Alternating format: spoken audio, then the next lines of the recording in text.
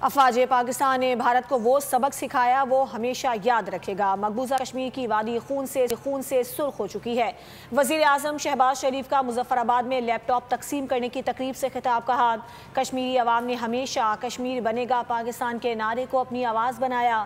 لیپ top کی فراہمی طلبہ و طالبات کی محنت کا اعتراف ہے۔ ملک کی ترقی اور خوشحالی کے لیے آزاد جموں کشمیر کے لوگوں نے عظیم قربانیاں دیں۔